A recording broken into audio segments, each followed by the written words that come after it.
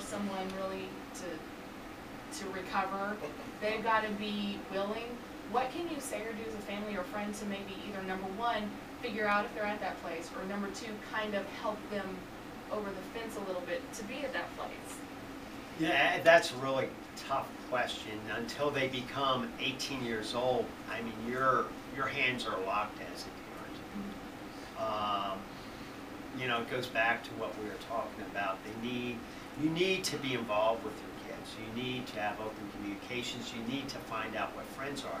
You know, if your friends, if your son or daughter are with friends that are successful, maybe athletes or very smart students, they're going to turn out okay. But if they start dealing with kids that are getting in trouble or drugs, whatever, you know, it's just, that's what the key is checking to make sure what friends they're hanging around. Your hands are locked. You take them to treatment, but as we said off the show, before the show, there's a willingness, because you can do an intervention and force them to go to a facility, but if they feel that, as alcoholics, drug addicts, and pillheads, we're very rebellious. We rebel and we go, you know, we got this thing under control, or whatever this thing is, and we're in denials, a lot of us. I would say yes, intervention, but monitor them after the recovery. When they come back from recovery, take them to AA, take them to NA, take them to CA, and get involved, re-involved in the kid's life. Because many times the parents are not involved with their kids' lives. And after sending them through the substance abuse program, whatever it may be, 1 month, 3 months, 6 months, when they come back, you get involved and you take them to the meetings. And while they're in the recovery center, you go to Al-Anon and figure out what this disease is, so that you're better educated on what's going on. Again, this is a progressive disease. It gets worse and worse and worse. Where, you know, we mentioned this before this. In my own case, I was blacking out once a month, and then it was like blacking out every weekend, and then it was blacking out a couple times during the week. And then it was in my end of my addiction, my alcohol addiction, I was blacking out almost every night. And so, and I still got up in the morning. It's crazy. I still got up in the morning and went to work. But this disease does not go away. And these things of, well, I'm able to control it and all this other stuff, it's baloney. Mm-hmm. You have to stop. And it stops at the first drug, the first pill, or the first drink. You can never, ever have that first drink, that first pill, or the first drug. And, you know, as alcoholics, or excuse me, as drug addicts, they'll say, well, I always can handle alcohol okay. So they think that they could go back to drinking. Now, in my 3 years of experience being at Souls Harbor, one of two things happens. Either they switch addictions from drug to alcohol, I've seen that in many cases, or by drinking it, they become happier, freer, and they go to their drug of choice. So, you know, the old saying is the end of that beer bottle is a syringe or a crack pipe. That is true. That is very true. And it's the same way with, you know, there's this thing called marijuana maintenance program, which is basically I'll just smoke marijuana the rest of my life, but that's a drug too. K2. Or K2, which is a substitute, which is under the radar of marijuana, which is basically marijuana, synthetic marijuana.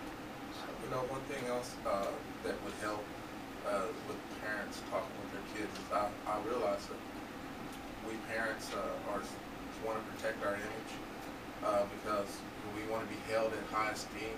But sometimes we forget we need to relate to our children. Because see, a lot of times when people are going into the program, or even that come to Souls Harbor, they're around other addicts, or they're around other people that are just like them.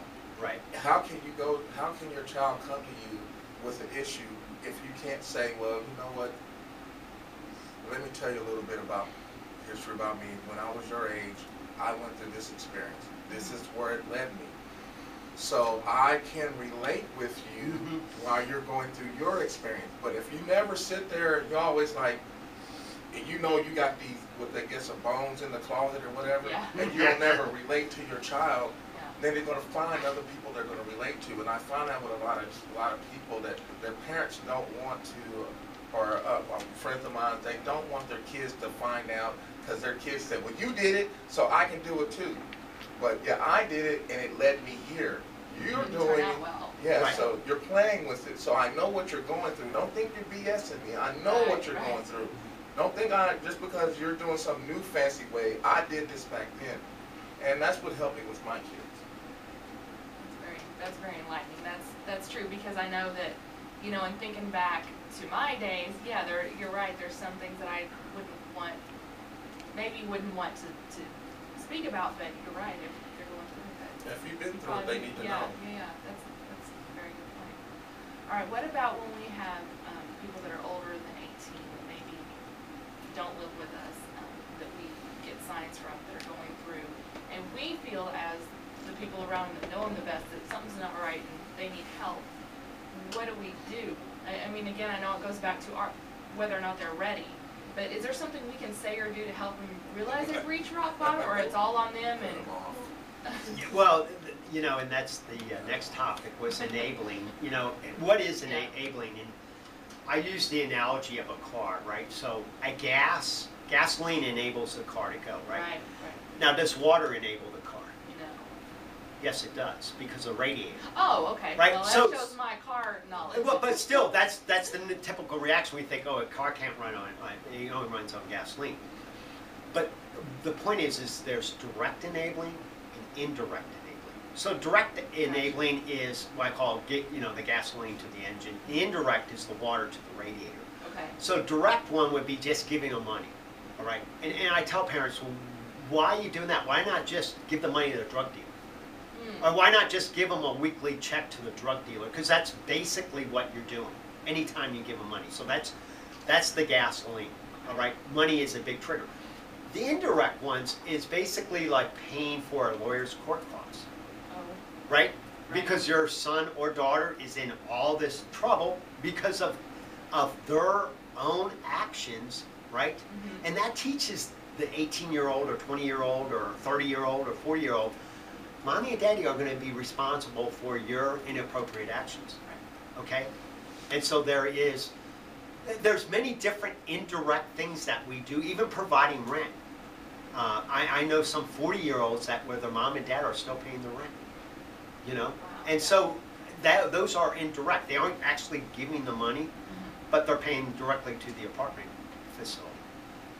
So that is, enabling is a big thing, and as parents, you wrestle between this. I got to show them love, right? But I can't cut them off because I'm Right. going to make them homeless. Right. And the way you address that is this. You say, son, daughter, I love you dearly. I love you almost unconditionally. But I hate the self-destruction that you are doing to yourself. And I am not supporting this self-destruction directly or indirectly. Now, the response from the drug addict, the pillhead, and the alcoholic is what we call in Souls Harbor playing the victim card. They will say, I can't believe you're doing this, right? Because they're so used of somebody else being accountable and responsible for their inappropriate behavior, typically their parents, and their parents being their safety net and the rescue, that they aren't used to be doing it on their own. They've been shielded from all this responsibility, and mom and dad are just forking out the money right and left, legal fees, whatever kind of, maybe new cars, or whatever it may be that they've damaged throughout their lives. So, it's tough love. It is tough love, and you just have those, and you just say, hey, I've been enabling you for the last 2 years, 5 years, whatever it may be, and you just say, I love you. I mean, the parent's love is unconditional, almost unconditional, but say, I don't like what you're doing to yourself, right? Now, will that sometimes trigger someone to realize they're at rock bottom? No, typically No, not. it doesn't. Okay. With someone over 18, and let's go other aspects. There